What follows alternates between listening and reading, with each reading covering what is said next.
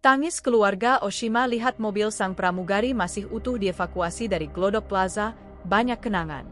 Mobil milik pramugari bernama Oshima Yukari, salah satu dari 14 orang yang dilaporkan hilang dalam kebakaran Glodok Plaza, Taman Sari, Jakarta Barat dievakuasi dari lantai 7 gedung tersebut, Kamis, 23 Mei 2025. Proses evakuasi mobil milik Oshima Yukari turut dihadiri keluarga.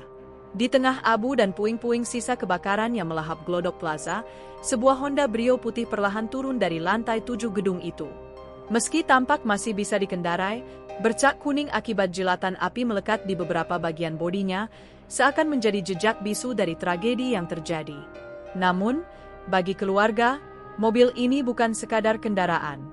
Ini adalah pengingat akan sosok Oshima yang masih belum kembali.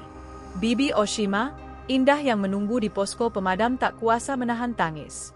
Dipegangnya badan mobil itu seraya menundukkan kepalanya sambil meneteskan air mata. Sebelum akhirnya dibawa pulang, kaca depan mobil itu sempat dibasuh dengan air, seolah membersihkan sisa-sisa kejadian yang memilukan. Terakhir kali Indah melihat Oshima mengendarai mobil ini adalah saat Lebaran. Padahal, Oshima Yukari sempat mengajak ayahnya untuk jalan-jalan pada akhir pekan.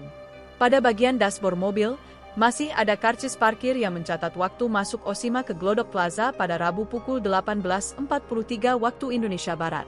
Kemudian ada juga masker dan barang lainnya. Sementara pada bagian kabin belakang mobil, terdapat sepasang sepatu milik Oshima dan sejumlah barang lain. Download Tribun X sekarang, menghadirkan lokal menjadi Indonesia.